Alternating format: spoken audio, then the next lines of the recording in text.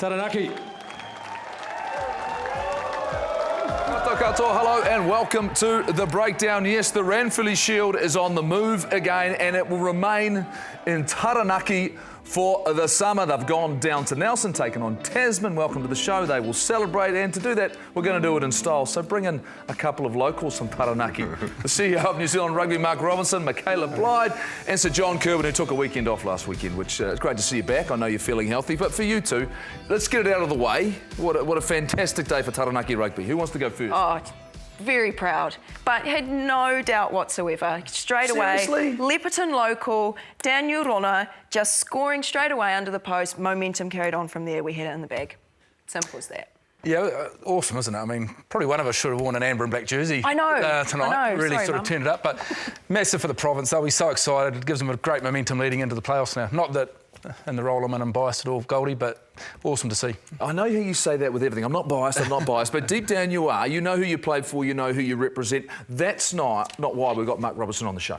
We're going to get a bit of an update, and that's where I'm going to start. You've been on tour for the last month, but you've been around the world. But what's going on in the world of rugby? Is it good, bad and different? Where are we heading? Well, I think it's a balance of things, Goldie. You know, there's some fantastic stuff happening in South Africa. You know, we had the opportunity to talk about the future All Blacks South Africa tours that we've been canvassing for a little while now, so we had some really productive time there. 2 tough test matches, as we know, but gave us some great insight into what that tour concept could be like in the future. On to London, did some stuff with some commercial partners, was with the Black Ferns for a good chunk of that week, which was great also. Again, another tough game, but a real highlight at the Palace. I happened to be there when they sort of took over the Palace with King Charles in the hug and sort of mobbed him, which was a real special time and went viral, obviously. And then down to Sydney for Bledisloe 1. We had some great talks with Rugby Australia around concepts such as the Anzac Bled, where there's a lot of work to do, but nevertheless we're sort of remaining open-minded to that work and the future of super in the men's and women's space. And then back up to Dublin for 2 days of meetings there, which I guess to your question of the good and the bad, or the challenges, that certainly highlighted that there are some consistent challenges right around the world with regards to financial sustainability, and we spent a lot of time there thinking about how we could work together on the cost efficiency and rationalisation side, and then on the revenue side as well. So, yeah, so it's been a big month, but great to be home. Robbo, we're supporting Dr. Brett Robinson from Australia for the next chairman. I heard John Jeffrey didn't even get voted by Scotland, which is interesting. Aussie are in not great shape, so what makes him the right candidate? Oh, look, I think, JK, when we've stepped back and looked at what the global game needs now, we haven't really focused on personalities, north and south. You know, we've thought about what is the right character and criteria for someone to lead our game forward, you know, in accordance with what you've been talking about for a while, where we need to change and evolve quite rapidly in the next little while. So we've looked at people with obviously great leadership skills, vision to understand the wider issues for the game, are comfortable in working with complexity, large-scale stakeholder dynamics. And so that's how we've started the conversation as it relates to New Zealand Rugby, and Brett certainly stands out as a strong candidate as we look at all those sort of criteria. Staying on the Aussie topic, actually, James O'Connor, he's coming over for Crusaders. Does that change the dynamic of how New Zealand Rugby is looking abroad for Super Rugby players, looking outside for international players? We've obviously having James coming from Australia. So are we looking now for more foreign players to play in that competition? Well, the eligibility rules haven't changed for the clubs to be able to choose the same number as they always have historically. And they ultimately make those choices and conversations with us. So, look, at one level I can understand it's another great storyline for the game and the tournament next year.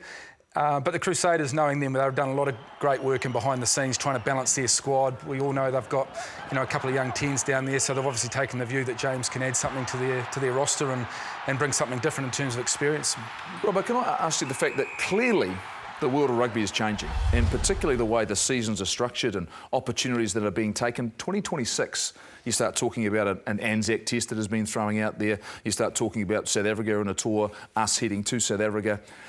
With everything that's changing, how do we keep stability in our game, particularly around Super Rugby, about a product that's obviously really key to a lot of people, fans, to a broadcaster?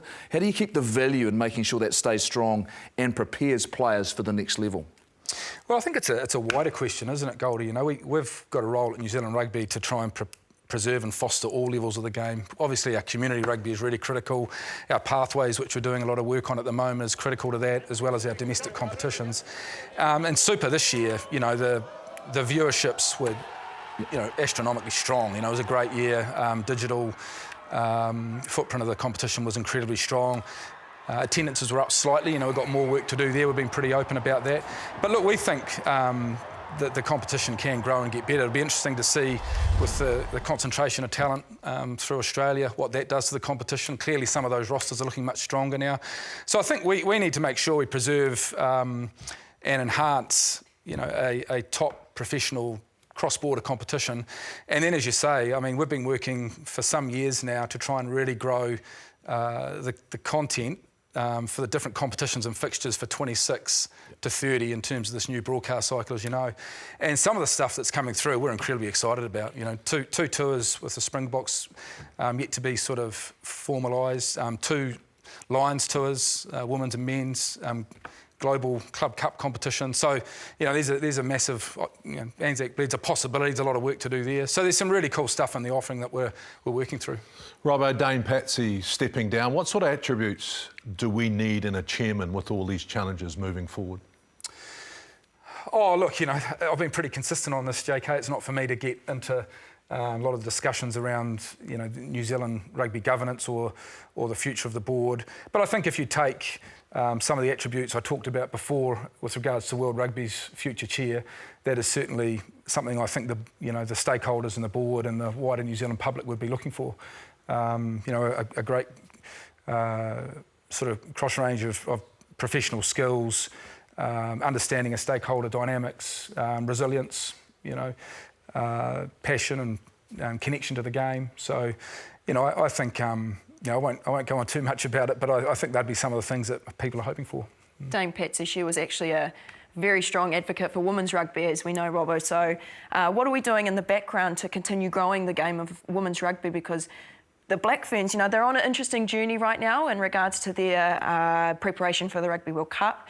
But are we still continuing the work in the background to continue giving them more opportunities to compete overseas? I'm talking England, France, rather than consistently playing against Australia just to grow their game and to grow their experience as well. Yeah, that was a great question, Michaela. Well, I think, again, to Jeff's question around the future of the global calendar, our role is whole of game approach here. So, you know, we've got some really encouraging numbers coming through in the community game that we're going to announce probably in the next few weeks.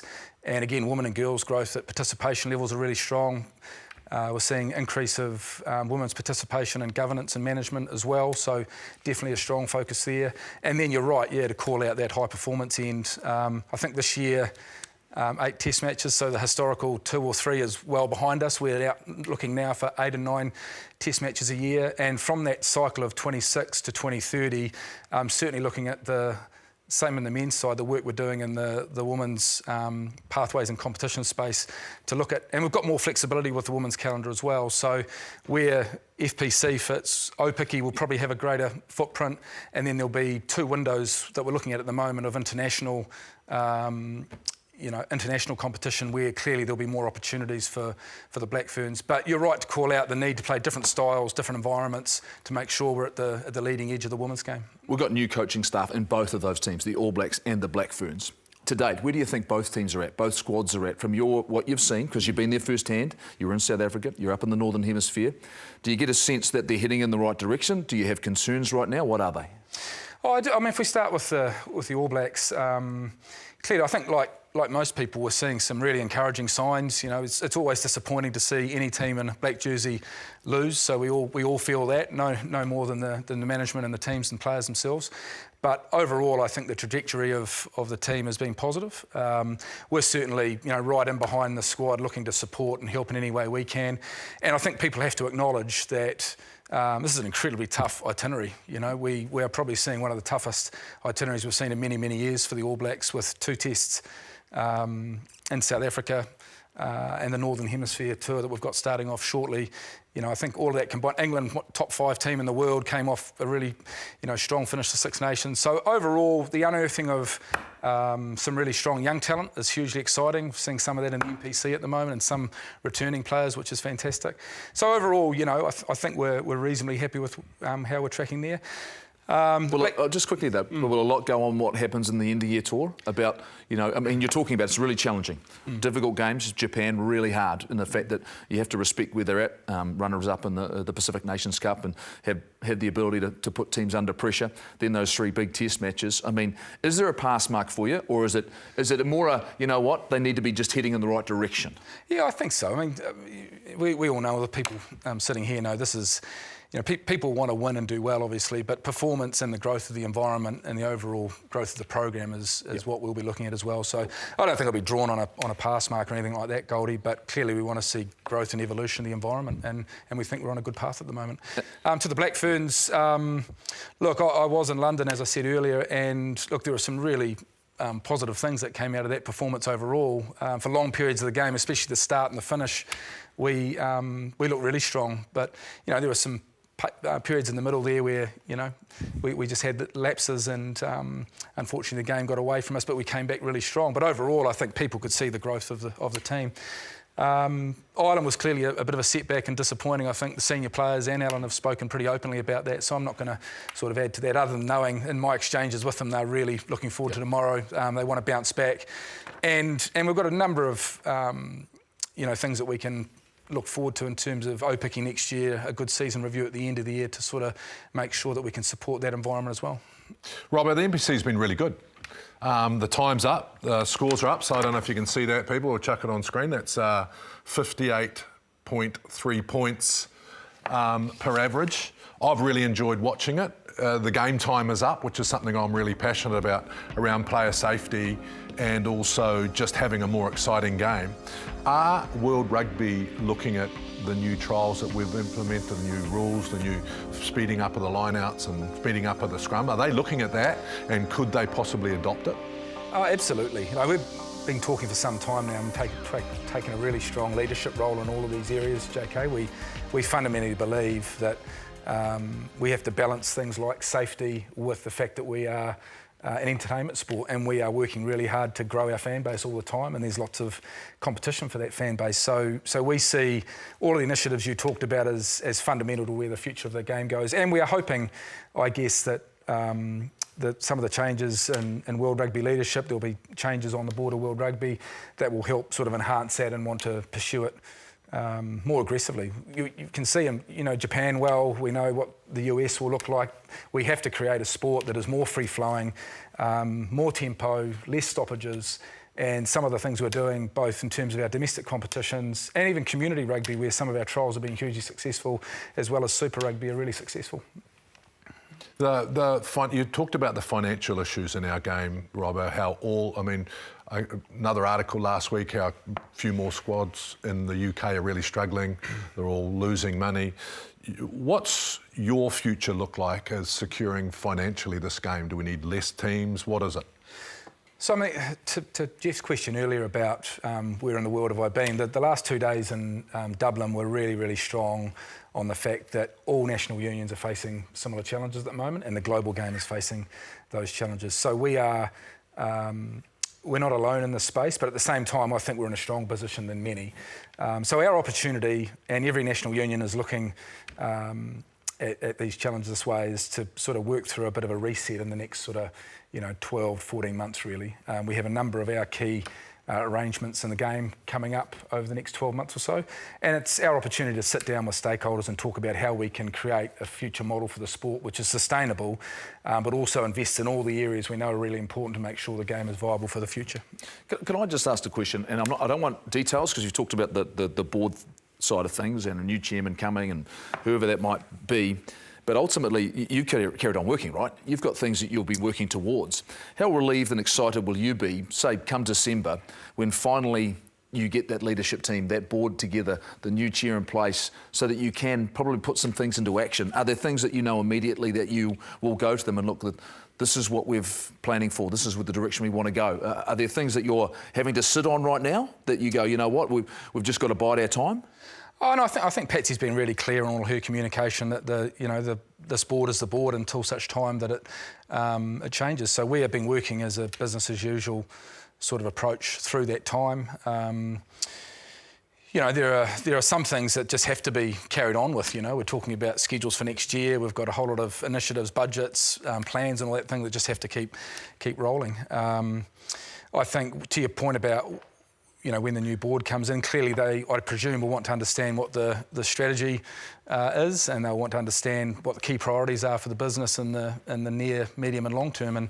And when that happens, we'll take the time to sit down with them. But for now, it's working with the current board and leading the team as best we can through a lot of the business as usual stuff. We're gonna go away from the board chat. We're gonna keep it interesting. We're gonna talk about NPC because Taranaki coming away with the Ranfurly Shield. We're obviously very proud Naki people, but what's been something that, like a massive highlight for you, watching the NPC, the growth of the game, we're looking at the amount of points on average that are scored per game, which is showing some really good attacking play. But in regards to the safety of our players, we're seeing loads of injuries in regards to the NPC teams. Is there something that we're doing in the background to make sure that our players are safe, going from Super Rugby to NPC or going from club rugby to suddenly semi-professional rugby? Is that chat going in the background still, knowing that we're getting multiple injuries per team?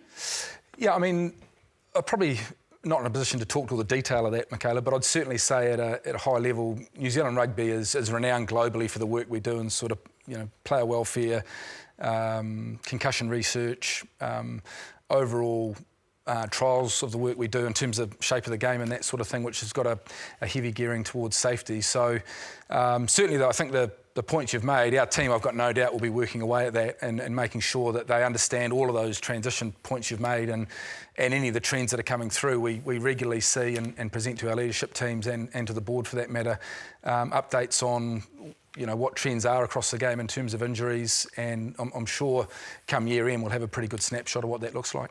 Look, I can't appreciate the fact you're coming on and giving us an update in so many different areas. Not an easy place to be because we're coming from all different angles, but the fact that's great, yeah. But we'd expect you to know what's going on. Yeah. So that's the point, right? JK, I want you to know just though, he's upped his dress game. Yeah. Sharp, eh? Yeah. Really? When did that happen?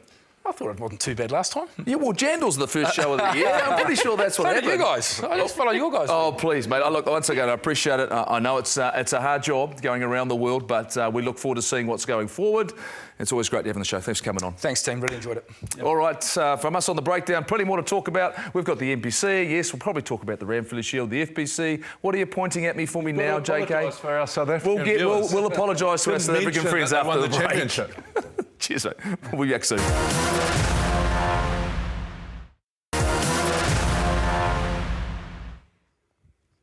No, my hook in my welcome back to The Breakdown. Yes, the NPC, the Bunnings NPC has found its quarter-finalists. Mark Robinson stepped out. Isaac Boss has come in. We're going to talk about Cam Roigard playing first five again. He did it last weekend. We'll do it again today. But here they are. Wellington take on Counties Manukau on Friday night in Wellington Bay of Plenty, taking on Hawke's Bay. Battle of the Bay. How do we like that? Tauranga Domain. Taranaki taking on Waikato. That's at Yarrow Stadium in New Plymouth. And then Tasman. Hurting Tasman taking on Canterbury. That'll be in Blenheim on Sunday afternoon. Well, what it's been a massive couple of weekends, right down to the wire. Ranfurly Shield changes hands. I'm not sure if there's a favourite, Michaela. Is there a favourite going into the playoffs?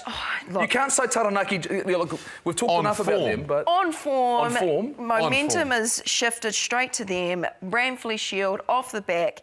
Look, they're looking good. Neil Barnes has done some good stuff with them this year, despite the fact they've actually had quite a few injuries this year. But I think what Stephen Perefeta did today, as well as Jacob Ratu-Matavuki-Nickams, just the impact that they have in their backline right now, they're kind of unstoppable right now, if I have to admit.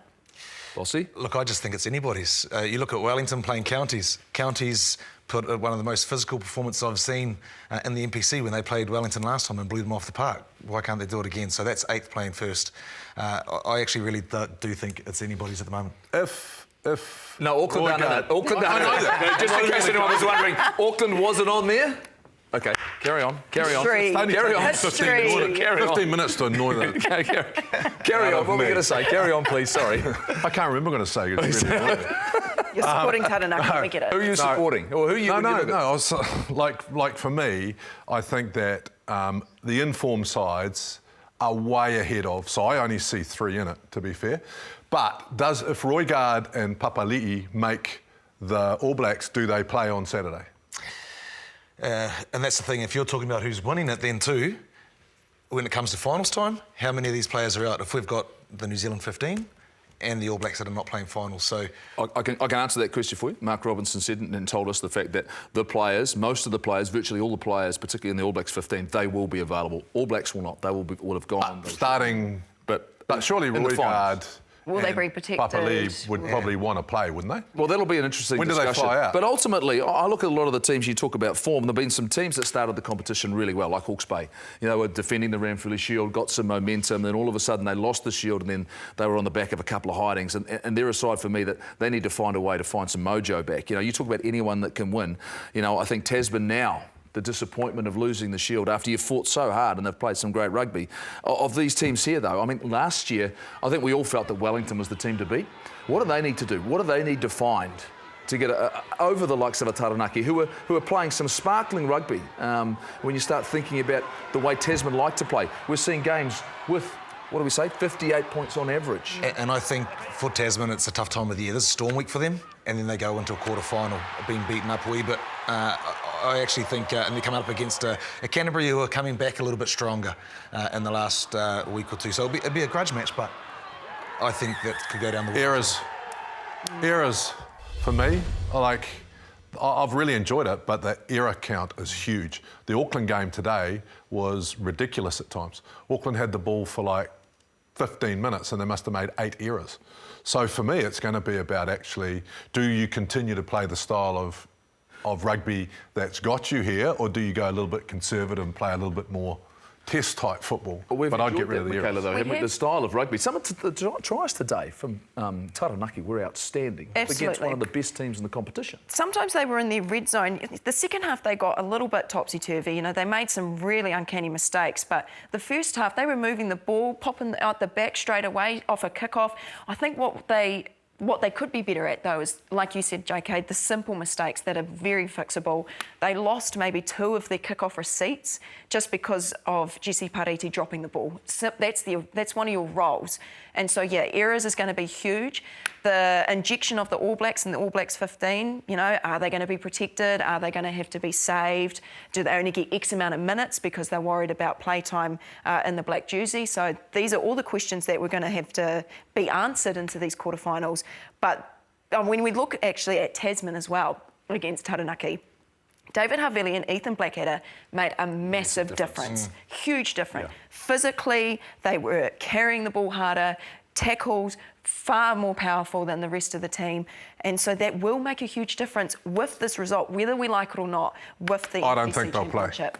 I think Blackadder and Havili will both start against Japan. So I don't think they'll play. We'll find that out tomorrow when they name the All Black squad. They'll be in it. They'll be in it. Are we sleeping on Bay of Plenty? Well, this is what I was going to say. Bay of Plenty have probably looked maybe the most consistent for me throughout the competition, and they've got maybe going to be affected less by later on. And I think they're timing their run really, really well. And obviously they've got the Battle of the Bay in Tauranga. It's pretty hard to beat them there. The way that they play, the way that they've gone about their season, I look at some of their depth. It's almost like guys who are sort of fringe players in Super Rugby, and then all of a sudden they've got an opportunity at the NPC. When you look at the NPC, Bossy, what is it you've seen overall, though, in terms of the style of play? I've really enjoyed it, and the fact that is, I think the closeness, as you said, any team can beat anybody on the day, and that's what I've really liked about it. Some of these young fellas coming through, they've really had to show their worth. Some of them have faltered in some teams, to be honest, but it's a good learning curve for them. But then there's others that have really, really stepped up. And there's the other aspect I've liked, there's been a few returning players, like we look at Wallace Halaholo, for example, for Bay of Plenty, and you look at the difference he's making when he's coming back in, and this is some experience that I think some of the younger players are not necessarily getting, and they're getting it from guys like him. Going off Bay of Plenty as well, you've got Clayton McMillan, who's the coach of the All Blacks 15. So he's going to be keeping an eye on those boys too, just making sure that... Are you calling bias? No, we're calling a bit of bias in here, I mean, I do live there. I mean, I'd keep an eye out, but, you know, there could be that situation, of course, where you trust your players. If you trust your players, you're going to select them, and so that could also make a difference. Yeah. Who's I selected? don't think he does. Yeah. I think he's coached, Is but there I don't someone think... in the background? No, I think it'll be All Black selectors. Oh dear, that's dangerous territory. I don't think- That is dangerous Dogs. territory. Look, there were 16 All Blacks in action this weekend, and what you can say is they had a big impact on the competition.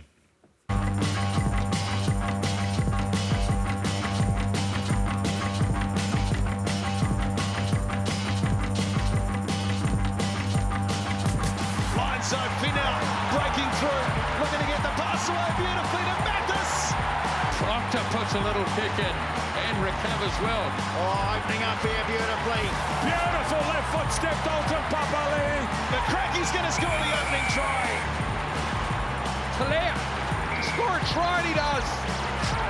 There in the pick and go. And it's Cam Roigard. Looking every bit an All Black in this match. And intercepted by David O'Neill. Tasman back in it. And now Roigard with the footwork, the class and the finish.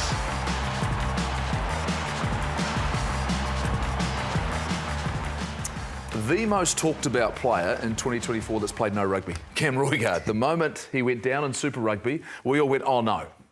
We did. We felt that was a guy who was heading in the right direction, showed some touches last year, Bossy, in terms of the All Blacks, and then he's been out, and then he comes on and plays a cameo against Manawatu, which was outstanding. Did you like what you saw?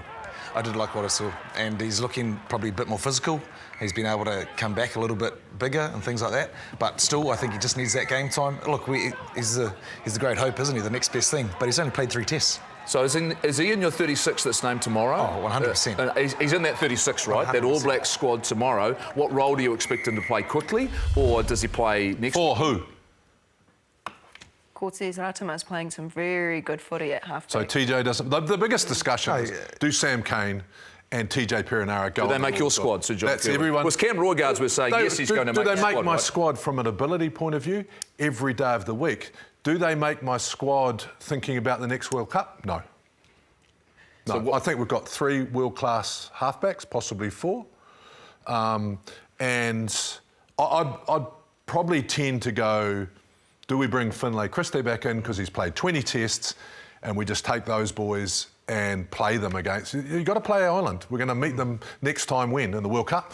So do they deserve to go? Does Sam Cane and TJ Pera deserve... Of course they do. They're leaders. They've been great leaders over this. Is it the best thing for our game in the future? Nah. Would you move on? It's as blunt as it gets over there. It is. I love bluntness now. Yeah, I normally love I'm it. sitting there and I'm shaking my head at him, but I might agree in this case. Do you agree? Yeah, I do. I definitely agree on TJ. I think he's definitely a quality player. We all know that, but we've got some quality halfbacks. I mean, Noah Hotham is another one, you know, who's played for Tasman today. He's obviously got his 1 cap against Fiji, did the basics really well, but he's another developing halfback that we need in the environment. Sam Cane, I think he still does the good things. He still brings a lot of physicality, good leadership, doesn't need the C next to his name. He just needs to do his job really well, which I think he did in the previous test matches. Because who else do you put at that 7 right now? Who would you start at 7 in that All Black squad right now ahead of Sam Cane? And that's a very good point. Dalton. And you've said it's Dalton Papali. There's If he been some pulls through. speculation. If There's he been some pulls through. speculation. It's Artie Savia. If you're going to add, though, we're adding to the squad. Don't get bogged down in that, JK. I'm just saying, if you're adding to the squad, which you're adding 4 names that weren't part of the Rugby Championship. Who are those 4 names? Is a Peter Larkai a given? Or does he need to... Because the big debate is you can come to the All Blacks and you can hold a tackle bag, or you can play a couple of games for the All Blacks 15. Does Peter Larkai deserve an opportunity? He's been in the All Black squad as a training partner. Where do you see him? Yeah, look, it might be someone like him or an Ose or an Arawa, those type of players. They've all showed up very, very well in the NPC. And we remember we've had more than that amount of players that have worn the jersey, so we actually got to trim guys off down to get that 36 this year. I actually think 36 is far too many. I think we need 32 because we're growing a leadership team. So all of a sudden, this leadership team have to lead more people. So it makes it harder when we've taken all the leaders out. So you've got a smaller leadership group that you're growing. Grow with your... You should know roughly... So Sam Cane makes your squad. Do you think it's critical he goes? Yeah, you should know roughly your 23. You might have 5 or 6 fringe, so you take around that 32, like you would in a World Cup. You're going to Japan, that's your last pool play. Then you've got your quarter semi-final, England, Ireland, France. And that's your run-through. And you've got all the... Can't play them all, right? You're talking this language, though, over there. Yeah. Because these are 3 big games you're talking about. Can you realistically expect to play your strongest 15 for 3 weeks in a row. So you're saying that there will have to be an element of versatility around some of the positions. But I am going to go back to the Sam Cane and Dalton discussion, because I believe as a group of loose forwards, New Zealand has changed. So Sam Cane is playing at 7, but he's playing a lot like a 6. That frees Artie up, and then what we do at 6, that person has to work and pretty hard, but Satiti's brought that combination of working hard and carrying the ball. So the 7 is not a traditional 7 anymore. I don't disagree with you, Bossy. I think that possibly Sam Cane's leadership, which he's proven over this championship, would be worthwhile taking, and possibly playing him against Ireland. That might be the toughest one you see. But I still think we've got to start blooding some of the future. Which for me, the way that Dalton is playing, he's sort of moulding himself on Sam. We haven't actually seen Dalton play in the black jersey for a little bit either, whereas Wallace Atiti, he's come in at the ripe old age of 22 and he's playing extremely maturely, and I think that's something that the All Blacks have done well in that position for someone like Wallace Atiti. So let's continue growing him. He's not at 6 though. At 6, absolutely. Then do we slot in Dalton Papali'i in that 7 and grow his game a little bit more? But where do we slot him in? I will come to Dalton's defence a little bit. He had a huge Super Rugby campaign, you know, and in terms of he looked a little bit jaded. I think by the time he came to the end of that, and all of a sudden he's gone into the expectations of being in around the All Blacks, he looked really sharp yesterday. He came off the bench and he looked as though he'd got a little bit of his pep back in his step. Now, the reality is they're dominating NPC level, but I think it's absolutely critical that we have guys like him who know what it takes, have come off the bench in big games. We need his experience, whether it's starting or off the bench or just in the environment. I think this is a really critical end-of-year tour. Have you done your counting of Test matches to a World Cup? Because normally you've done your numbers. 30. Yeah. You're guessing. No, I'm not. You know, it's 30. No, so you've actually it. done the game. Bossy He's might. actually done it. I didn't expect it to have Bossy might help me here, because I'm trying to do the maths in my head right here. I read an article. Right? We have to look to the future. It's just a matter of when. We absolutely do. And although the World Cup for the All Blacks is 3 years away, that's still not a lot of time to develop our young forwards who are coming through. And actually one of the main players that was missed out that a lot of people were a little bit surprised about was Sotutu. He's been playing brilliantly. There's a lot of players like Sotutu, like Fakatava, playing brilliantly for Hawke's Bay, pulling them through. So there are a lot of guys on the fringe. I think we're very healthy in a few positions, but I'd take Hoskins. I would too. I'd take Hoskins. You'll take a squad of 40. Yeah, no, I'd take Hoskins. No, I think you know why I'd the take All Blacks Hoskins? thing. I think he has something that a lot of people don't, and that's X factor. And I think coming off the bench, he can do something. Every single game you watch, even at NPC, he does something special. You've mentioned, and you talked about the fact we had another halfback in Falau Fakatava. You mentioned about 6 halfbacks, and they've all had to wait to get their opportunity in the All Black jersey. It's time now for our Bundaberg Ginger Beer game changer, the one and only Aaron Smith. Pines Bridge puts him in a big gap, slings it off to Aaron Smith. Smith and White, the 2 halfbacks. Aaron Smith, that is sensational. 8-9 relationship's really crucial. Your 9's your eyes constantly, right? You've got your head down, so your 9's telling you what's going on, where the ball's turning. Every training we'd do some 8-9 work, so you'd spend how many tests that was together doing that, then you get to know each other really well. It got to the point where we just knew each other that well, we didn't really have to talk too much. Aaron Smith.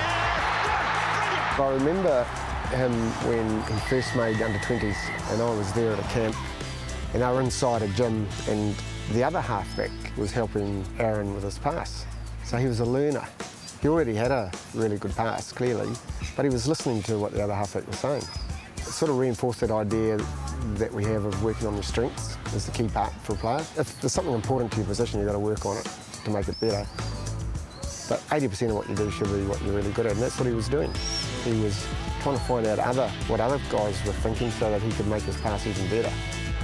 We used to walk the field every week and most trainings with the ball at my feet and, okay, this is what's happening, the scrum's turn left, what are we going to do here? And he'd say, oh, yep, open up, I'll pass, or flick, or whatever it was, right? And so all that stuff is just creating all these pathways in your brain to know what to do when it happens on the field. So it's pretty special when it comes off. But Aaron Smith opens up. Here he goes, Aaron Smith.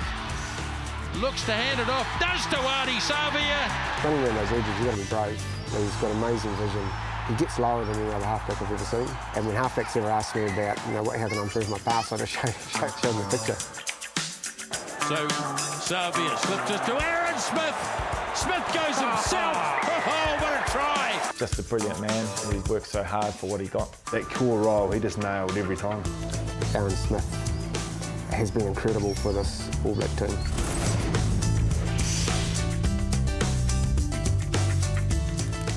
No question he changed the game, particularly for the All Blacks, Bossy. Was he the perfect player at the right time with the right skill set for an All Black team who wanted to play? Yeah, I think you're exactly right. Look, at that time he came in, there was a period of change. Marshy, Byron Callagher had gone. We had a couple of real stalwarts of New Zealand rugby, traditionally always running nines, and he was as well when he started. What Smithy said about the work he did on his pass, looking from other nines, he picked up from everywhere around the world what he could do better, and I think he even evolved his game and the speed of play to the end, what he was known for. I think that was the strength of New Zealand rugby. Do you want some bad news, JK? It's because the Blues had a chance to sign Aaron Smith when I was playing coaching at North Harbour, and we didn't have the resources. We had a couple of halfbacks, and his name came up, and it was a situation we'd love to have him if we could get some support from the Blues. And they had Albie Mathewson, who'd done a really good job for the team. But you're talking about a guy who changed the fortunes of the Highlanders, for example. With him and Ben Smith went down there, leadership, showed great courage, the way that he led that team down there. And people follow. They followed him, right? Yeah. And the fact, so when you look at his career and what he's done, the fact he's still overseas and playing some outstanding rugby, he's been as good as it gets in the jersey. Well, I think for me, if you're a winger, right, what people don't realise, if the halfback picks that ball up, it's costing the winger, right? And when Aaron Smith came along, he just had this off the ground, which gave the first five more time and gave your outsides more time. And those split seconds, as the game's got faster, as it's got more defence orientated, and I actually judge everybody on him now. I'm looking at even our current halfbacks, and I'm going, are they getting it off the ground quick enough, and are they getting it to the 10 quick enough? Absolutely. And the fact that Aaron Smith played for such a long time and set that foundation of a great All Black halfback, that's the standard that we're now going to forever look back on, is Aaron Smith's way of playing at halfback. But I like what you said, Bossy, how Smitty said that he's always a student. To me, that just epitomises what it means to want to be in the black jersey. And that's what he portrayed every single time. It didn't matter how many test matches he played, how many minutes or how many tries, the fact that he always wanted to learn just shows how much he loved and cared about being in that black jersey, because he wanted to be better. Of the new breed, who's the closest to him?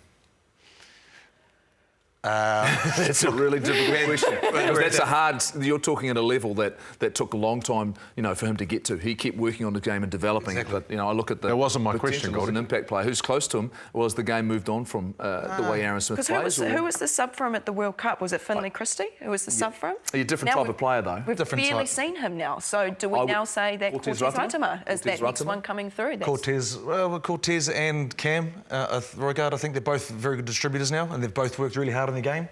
Cortez very similar, traditionally very strong. Did you have an answer, JK, or? Yep. Of course I had an answer. I think that, game changers, definitely a game changer. And New Zealand, I believe, has always been coming up with new solutions. I think someone like Cam needs to take a combination, and I think he can be as good but also bring something different, because that's what we need. We need the position to also evolve. We'll find out tomorrow afternoon who's going to be in that squad, and whether or not Cam Roigard, or whether it's going to be Folau Fakatava perhaps. Cam Roigard apparently can play 10. We got that from Isaac Boss last weekend. But there's more to talk about after the break. We talk about Waikato winning the Whara Palmer Cup, and we talk Black Ferns as they take on the Red Roses tomorrow morning. Great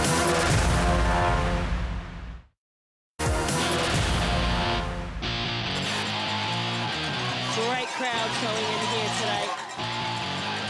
Waikato the victors in 2021, Canterbury in 2020. Gets it away to Hopapa Barry, was steaming onto it there, and it's over the try line. So what can they conjure up? They give it to their hard-running winger, and the Emma win it. Will pass away quickly, and then there's numbers to the left-hand side going in. And Gaffer tries the crossfield, different option, changing the pictures. It's fielded brilliantly by Yoshida. Get the ball away to Napier. Waikato for just the second time.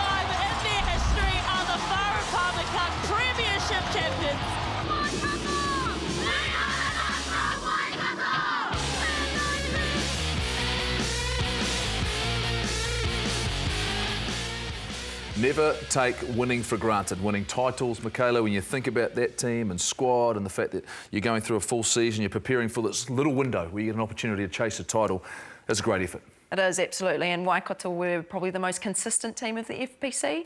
So I think it wasn't a major surprise that they won, but, you know, standout players for me, Chelsea Semple, China Hohepa, the experience that they bring to the Waikato side in the absence of the Black Ferns definitely put them on the front foot. And Canterbury just, you know, they just really held on. To me, they were just a tenacious effort with not a lot of big names, but were able to hold on to the last minute. Is it good for our game that the Black Ferns are away when we have such an important final? Oh, simple answer, no, because they're having to develop their own players with club rugby players or fringe Super Rugby players. Yes, it's good for our girls to get that experience, because if the Black Ferns were in, they'd be playing every single minute of every single game. But they're not getting the development then going into international rugby, because the difference of FPC to Black Ferns is huge. We've got to be honest about that. It's a huge difference. So the development is there, but we want to also grow the game regionally, or nationally, sorry, here in New Zealand by bettering the game. But having the absence of the Black Ferns is not helping. And I think it's similar when you look at that compared to the NPC. You mentioned Chelsea Semple and China Hohepa. The difference in the impact they had for Waikato during this FPC was phenomenal. And it's very good for the Waikato girls, but, you know, maybe not as good for ones they're playing against. I wouldn't be surprised the way Mark Robinson was talking a little bit earlier on, that they'll be looking at how the season's structured next year, maybe the year after, in regards to where Super Rugby Aupiki fits, where FPC fits, whether that continuity and pathways. I know they're doing quite a bit of work right now in terms of the pathways, not just in the women's game, the men's game, the junior game, every level. So I'm interested to see where that conversation goes. And it all leads to the Black Ferns taking on the Red Roses. This is a rematch from a game 3 weeks ago in Michaela, and they've named their side. What should we expect after the disappointment against Ireland last weekend?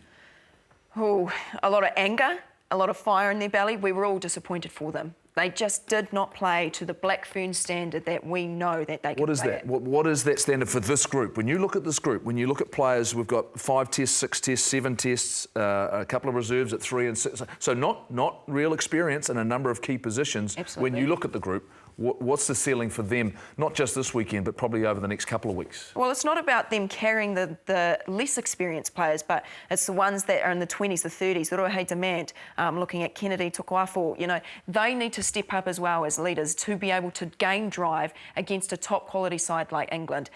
They started and finished well. Like Robbo said against England a few weeks ago, it was just that middle part. It was almost like they had no game drive. It's risky putting 2 very young and inexperienced players at 9 and 10. That is an open, honest opinion. Playing well. Hannah King's got a good distribution. You've got Maya Joseph, who's doing well each time that she comes onto the field. But there's just no aggressive, assertive leaders in regards to that combination that's helping the game drive further. But is this exactly where we need to test them? Yeah. If we're looking ahead again to another cycle, similar thing, which is you're going on cyclical things with World Cups, and those are 2 that will be there pulling us through in the future, I think. So I'm looking forward to see how they respond. I think it's exciting, opportunities. They're learning a lot, this group, being away together and having this competition. Although the timing of it's poor for our FPC, I think it's really good for this group of girls. My issue is I didn't think that Ireland were better than us. No, but we weren't. seem to be inconsistent since the World Cup. We seem to be up and down, not only during games, but from one game to the other. You know, if we play as well as we played at the beginning and the end against Ireland, don't we beat them? So what's going on with the inconsistency? Can I ask you what's changed in regards to, we were a World Cup winning side, and don't get me wrong, it was right on the edge. It took everything we possibly had for 81, 82 minutes to win that World Cup here in New Zealand. What's different? Is there something different significantly about the way we play the game? I think the way that they play is still there. They're still trying to play that go forward, offload through the contact type of game plan, but other teams are defending it better. And then the other major change that we've had since the World Cup, change of squad, change of management, massive roles have been rotated there. Key players like Kendra Coxedge after the World Cup, then retiring. Then you leave out all the Sevens girls that played at the World Cup, then goes back to the Sevens environment. And so you've got those positions that you've got to fill instantly. They've got a whole new squad. And so they're still having to gel together. They're still having to figure each other out, solidify combinations as well. But it does put you in a little bit of a sticky situation because the World Cup's just around the corner for them. It may be a year away, but that will go very fast. And at the moment, if I was to look at how we're playing right now compared to other teams, we're not going to win it. not yet. In We terms need of time. So what do we need to see then? What would you like to see? If it's not a win, JK, is it just a confidence in the way they're playing, competing in certain areas? What is it that you think it's really important when you start walking away that you are, like Mark Robertson talked about, moving forward, like progressing if forward? we talk about the All Blacks, we lost to South Africa, and you come away and go, inexperience in the last 15 minutes, leadership, game drivers. When I watched the Black Ferns the other day, I saw an inferior side beat us, no disrespect. So all I want to see against the Red Roses is an 80-minute performance at your best, defence and attack. And if you come away and they're 10 points better, you go, great. But you can't have good 20 minutes, bad 20 minutes, good 20 minutes. We need that consistency, because then I'll be able to get a gauge, because I just can't get a gauge on this new site. They've stuck with the same team, barring one change. So Alan Bunting's only made one change to the 23 from when they last played England. He's brought in Merirangi Paul on the bench for Amy Duplessis. She brings a lot of firepower. She brings agility and speed. I think that will make a huge difference, because when she came on against Ireland, instantly, although one of her tries were disallowed, she scored and she was able to break the line. I think if we bring her on early into the second half, that could change the tempo of the game against England. What's our obsession with having outside backs on wings on the bench? We do it Wingers work hard. I know you work hard. I know you work hard. Sometimes but you we generally need only to play have a one cup of position. tea. You only play one position. I mean, it's sort of, we did it for the All Blacks as well. We've got players who can cover the outside. I'm just not sure. Are we just never going to do the 6-2 thing? People turn up to see wingers, not front row. We bring a lot of good atmosphere, us wingers. They might try it. Energy. Energy. But if we go back to this team again, I don't think you can underestimate what's happening in women's rugby internationally at the moment too. So I know Ireland, we shouldn't have lost that game, but they've had years and years of underperforming, and they've changed their structures to build for a tournament like this. Whereas now I expect them to beat England, and if they don't beat them, they're going to go a hell of a close. So that's what I expect. 8:30 a.m. tomorrow morning. That's when the build-up is. 9 a.m. kickoff. Just quickly, anyone see here? I think there might be a bolter tomorrow. Have you heard any of your whispers that? Uche de Koridoio. Any randoms that we don't know about? I do. Fabian Holland. He's now eligible to be selected for the All Blacks. I mean, he might not be in All Blacks, but he might be in the All Blacks 15. Just thinking. There we Braden go. Yossi's playing well. What's that? Braden Yossi is playing well. Braden Yossi, yeah, I like the way he's going to take a Howden. Would he be a bolter? Well, I hope to see someone. Can you just apologise to our South African viewers? Sorry to my please, South for African not friends. We didn't talk mentioning about that you won last the week or this week. We'll probably talk about you next week. Thanks, Michaela. Thanks, team. We will see you in 7 days' time. We're trying to play catch-up. They never like to lose, especially not to the great rival. England are just a force to be reckoned with. It's never a friendly. Test match rugby, we don't do friendlies. They're so competitive. They are each other's greatest rivals. They are the team to beat going into the Home Rugby World Cup. It's just a matter of not being their own worst enemy, and hopefully we can get some wins on the board. She's away! Still business from the Red Roses. Spence was waiting for the pass. She's got it. Perfect start for the history-making Red Roses. And now the upset is really on. What a moment. Not afraid to show the razzle dazzle. Richards with dummy and off. Beautiful burst through. Caitlin Mahapolo scores. She's a try-scoring machine.